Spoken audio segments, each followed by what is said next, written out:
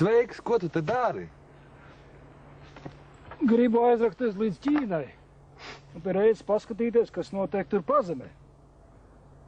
Līdz kādai vēl Ķīnai? Jucis esi, vai?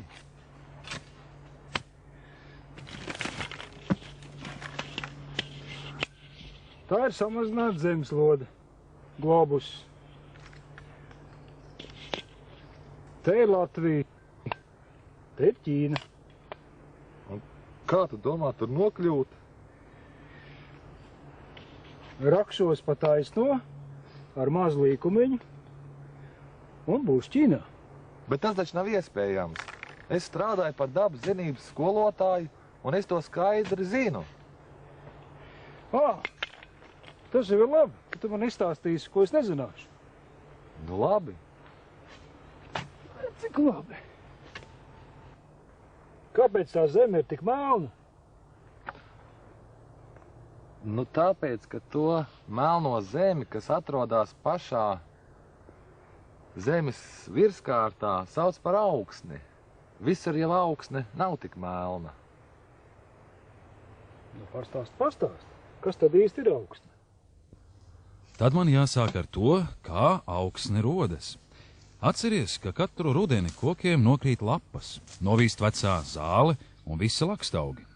Arī visi dzīvnieki gal galā tiek vai nu apēsti, vai mirst no vecuma un dažādām slimībām. Kur viņi visi paliek? Protams, nokrīt uz zemes virskārtas. Bet tieši zemes virskārtā mitinās miljardiem dzīvu būtņu, kurus pārtiek tikai no šiem novītušajiem augiem un mirušajiem dzīvniekiem. Augsnē dzīvo arī tūkstošiem citu sīku radību, kas nav saredzamas pat ar lupu.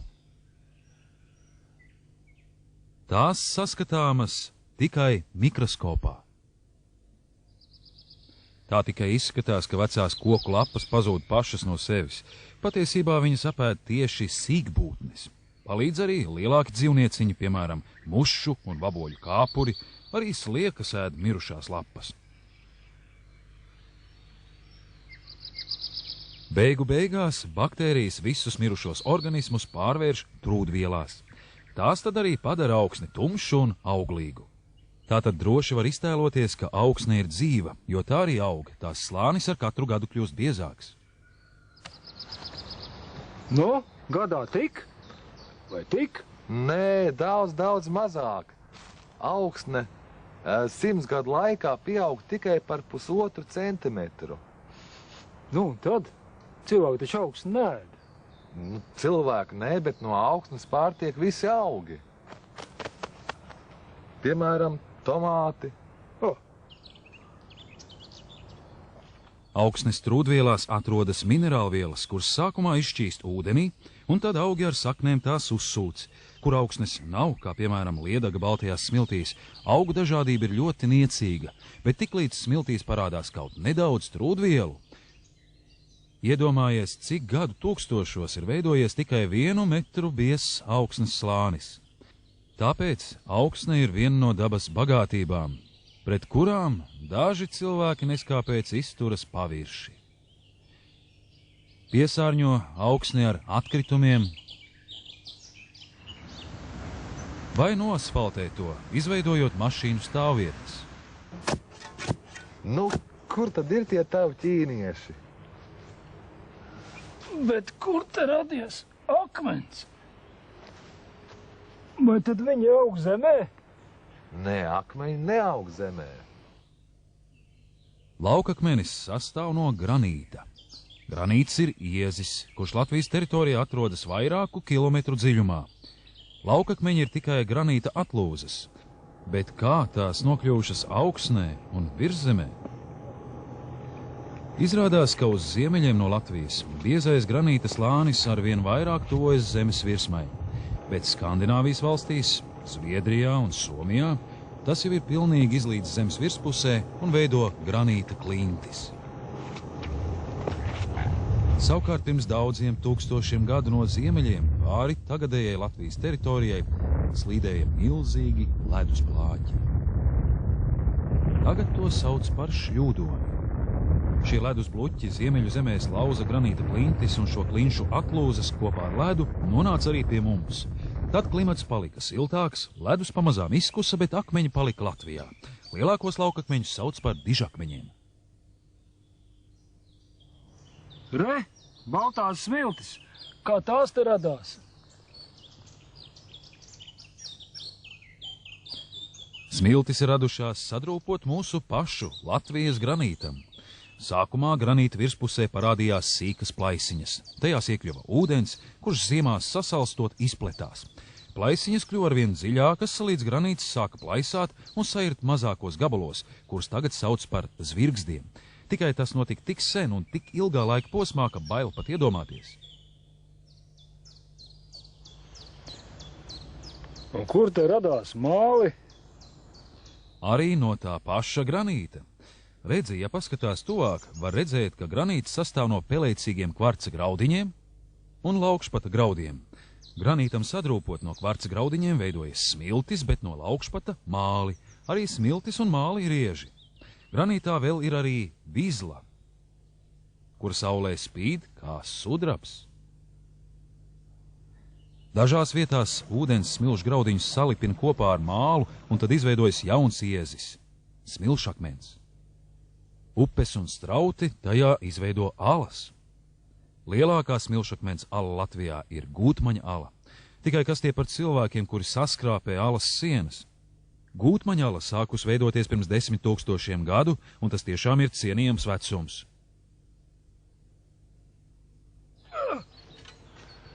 Nu, kur tad ir tava Ķīna? Drīz būs! Viss jau kļūst dzeltens! Bet iežus, kuri tālā pagātnē veidojušies no gliemežu čaulām, sauc par kaļķakmeni. Tos iegūst arī Latvijā un izmanto cementu ražošanā. O! Ķēdis ir!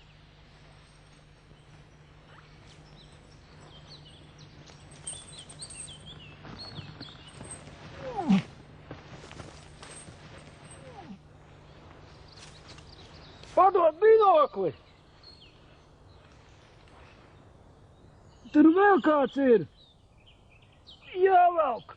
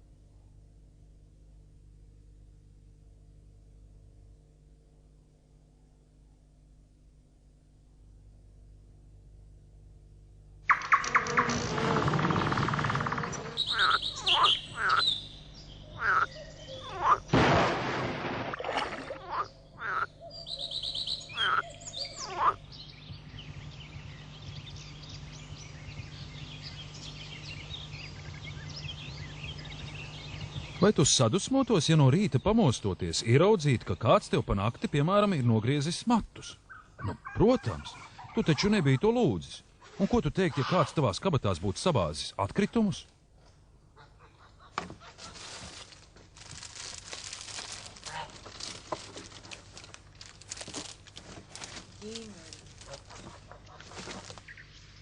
Bet ko jūt daba, kad cilvēki izcērt viņas mežus, piesārņo viņas pļavas, gaisu un mākoņus? Iedomājies, kas notikt, ja daba kādu dienu patiešām sadusmotos uz cilvēkiem par pāri darījumiem un aiziet projām, atstājot cilvēkus vienus. Starp citu, pie dabas pieder arī planēta, pa kuru mēs staigājam. Nu un saule? Saule arī ir dabas sastāvdaļa. Tas, kas tur spīd, ir tikai jāņtārpiņš. Arī viņa nemaz nebūtu, ja viņš brīnumainā kārtā nebūtu izglābies, kad kāds pavasarī aizdedzināja sauso zāli jeb kūlu.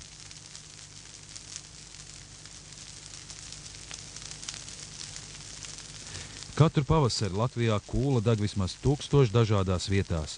Tātad Latvijā dzīvo vismaz 1000 cilvēku, kuri ir dumjāki par dzīvniekiem, jo dzīvnieki nekad tā nedarītu.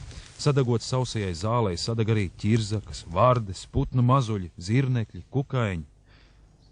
Nes kāpēc par ugunsgrēku un nelaimi cilvēku uzskata tikai to, ja no degošās kūlas aizdegas mājas un kūtis. Dažkārt mēs nodarām dabai pāri, paši to neapzinoties. Mežā atstāta limonādes pudele nogalinās simtiem kukaiņu. Skudras un vabolis, saldās smaržas vilināts, pudelē ielien, bet ārā vairs netiek. Arī pati pudele gulēs sūnās 10 gadu, jo plastmasa dabā nesadalās. Nav taču grūti ievērot vienkāršu likumu. Ko tu uz mežu aiznesi, to tev no meža ir atkal jāatnes atpakaļ.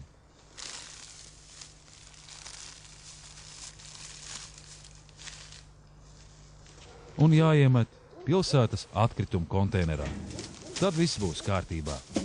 Mežs netiks piesārņots. Lai dabai palīdzētu, Latvijā ir izveidoti rezervāti un nacionālie parki. Rezervātos tiek aizsargāts viss – dzīvnieki, augi, pat veci nokautuši koki, jo tie ir mājvieta daudziem putniem un kukaiņiem. Kāpēc par rezervātu nevarētu pārvērst pilnīgi visu Latvijas teritoriju?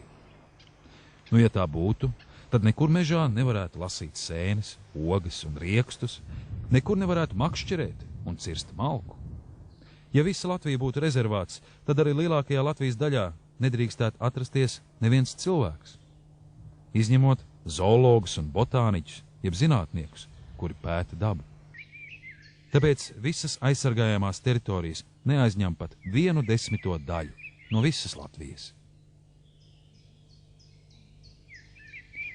Ja kādā vietā ārpus rezervātiem tiek atrasts rets dzīvnieks vai augs, piemēram, melnā stārķa ligzda, tai apkārt izveido dabas liegumu, kurš ir tik liels, cik katra atsevišķa dzīvnieka vai auga aizsardzībai tas ir vajadzīgs.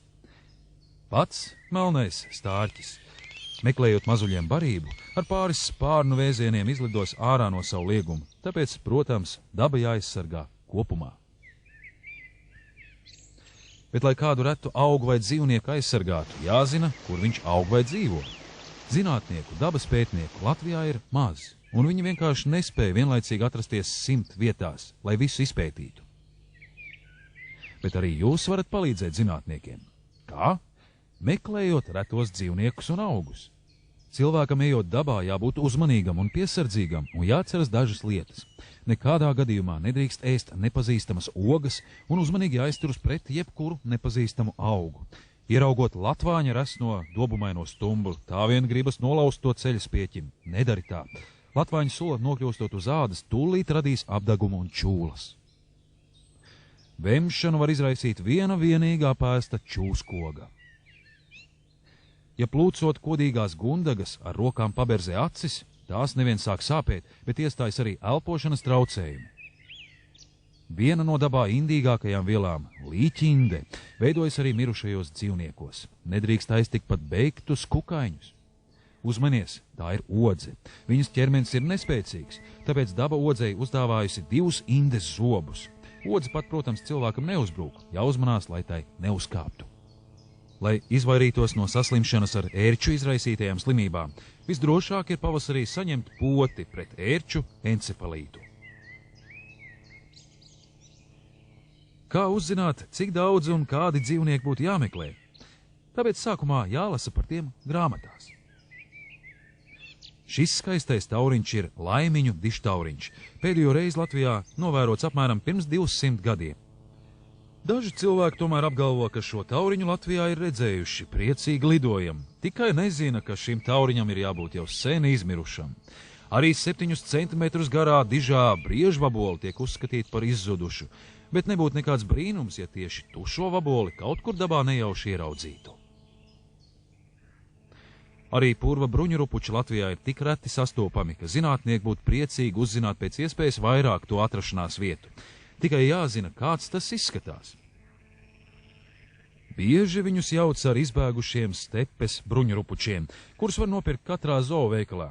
Diemžēl stepes bruņurupuči dzīvot savvaļā nav spējīgi. mūsu ziemas tiem ir par augstu. Kas jādara dabā redzot retos dzīvniekus, piemēram, sarkanvēdera ugunskrupi? Pirmkārt, nekādā gadījumā tos nav jāķer, sevišķi, ja tas ir trauslais laimiņu dištauriņš. Ja ir iespējams, dzīvnieki jānofotografē, pēc iespējas mazāk tos traucējot, jāpieraksta vietas nosaukums un datums, kad tas ir redzēts. Un tad to var pieteikt dabas mācības skolotājam vai arī sazināties ar zinātniekiem Latvijas dabas muzejā.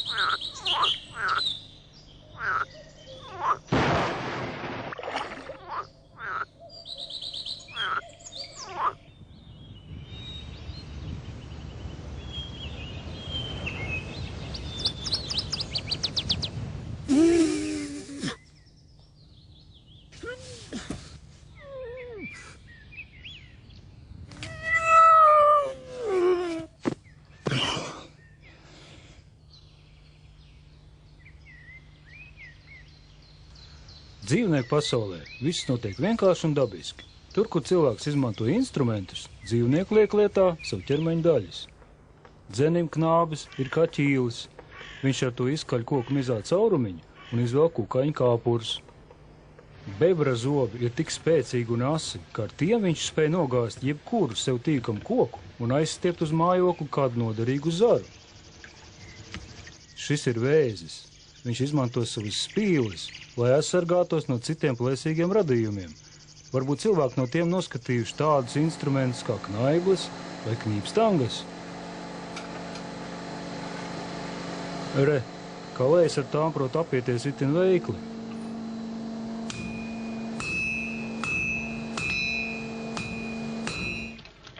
Visi plēsēji ar zobiem sadala medījumu, arī šis tīģeris.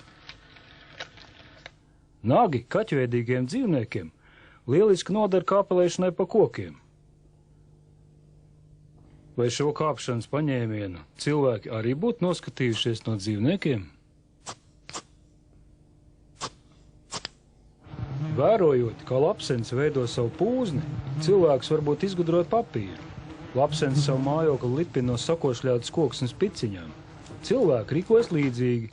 Saberas kokamīzu ūdenī, izlēja uz speciālām paplātēm, lai ūdens notek un izžāvēja. Šo atklājumu pirms 2000 gadiem izdarīja kāds ķīnietis. Cilvēki vienmēr ir apbrīnojuši putnu spēju lidot. Vēlme tikpat viegli un veikli planēt virs kalniem, mežiem, pļavām un ūdeņiem ir mudinājusi cilvēkus uz dažādiem eksperimentiem. Daži bija pārliecināti, ka spēs lidot, ja vien viņiem izdosies atdarināt putnu spārnu kustības. Šie izgudrotāji piesprādzēja savus spārnus un tos veicinot centās pacelties gaisā. Daži pādroši pat metās lejā no augstiem torņiem vai klintīm. Diemžēl, visi pirmie mēģinājumi bija neveiksmīgi un pat traģiski. Apmēram pirms 500 gadiem lidošanas noslēpumu centās atklāt itāliešu gleznotājs un zinātnieks Leonardo da Vinci. Viņš jau tolaik uzzīmē daudz lidaparātu modeļus, pat helikopteru, taču uzbūvēt šādas ierīces neizdevās. 300 gadus vēlāk brāļi Montgolfier izgatavoja milzīgu papīra balonu, ar kur pirmajā izmēģinājumā devās aita, gailis un pīle. Dažas dienas vēlāk viņi paši ar gaisa balonu veic nelielu ceļojumu. Cilvēki turpināja izgudrot dažādas lidierīces. Šis izgudrotājs bija plānojis pacelties gaisā kopā ar savu māju. Daži plānoja lidot ar velosipēdu, citi ar kuģiem. Bet Minhausens esot mēģinājis ceļot pat ar lielgabalu lodi vai vienā sasētē ar pīļu baru. Tikai pēdējo 150 gadu laikā cilvēki iemācījās izgatavot drošus lidaparātus. Jaunums tajos bija benzīna dzinējs. Ar tādu dzinēju lidmašīnu pirmo reizi cilvēces vēsturē spēja veikt ceļojumu pāri jūras šaurumam no Francijas uz Angliju. Ieviešot lidaparātu konstrukcijās vieglas metāla detaļas, cilvēki apgūla lidošanas māku ar planieriem, deltaplāniem, reaktīvajām lidmašīnām un helikopteriem. taču atgriezīsimies pie vienkāršiem mehānismiem. Lai atvieglotu sev darbu, cilvēks izgudroja pavisam vienkāršas ierīces. Piemēram, slīpni. Pa to cilvēks vieglāk un ātrāk var pārvietot smagumus. Vai arī pats uzkāpt augstāk. Ar lāpstu vai cirvi var kaut ko nošķelt vai atdalīt. Arī zāģis lieliski noder šim nolūkam. Šos priekšmets ar vienu asu malu cilvēks nosauc par ķīli. Lauznis, līdzīgi šūpolēm, savukārt darbojas kā svira. Ar sviru var izkustināt ļoti smagas priekšmetas vai vienkārši šūpoties. Ar jakas vinda darbojas kā svira. Vēl viens izgudrojums – trīsis. Cilvēkam noder, lai lielā augstumā viegli pacelt smagus priekšmetus. Bet mehānisma riteņiem cilvēkam ļauj daudz ātrāk pārvietot priekšmetus vai sevi un citus cilvēkus no vienas vietas uz otru. Arī mājas apstākļos ir sastopami šie vienkāršie mehānismi. Nagla darbojas kā ķīlis. Ar kaltu var nošķelt koka šķēpeles. Zāģa asie zobiņi arī ir mazi ķīlīši, kur izvietojums garā rindā ļauj cilvēkam atdalīt koku vai metāla detaļas. Griežot maizi, arī nāzes darbojas kā ķīlis. Toties skrūvē var saskatīt gan ķīli, gan slīpni. Līdzīgi skrūvē darbojas mazliet sarežģītāk ierīce – urbis. Tas darbināms gan ar elektrību, gan vienkārši ar rokām.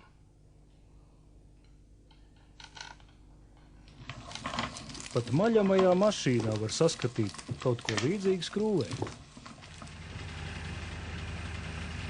Lielas sarežģītas ierīces var darboties tikai tāpēc, ka to detaļas strādā kā vienkāršie mehānismi. Vai tas būtu ekskavators, vai tas būtu tramvajs, trolejbus vai pat kuģis.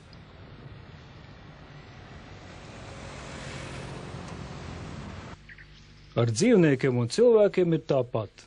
Tie var iet, skriet, lēkāt, peldēt, lidot un rāpot. Tāpēc, ka arī dzīvo būtņu ķermeņa daļas darbojas kā vienkāršie mehānismi.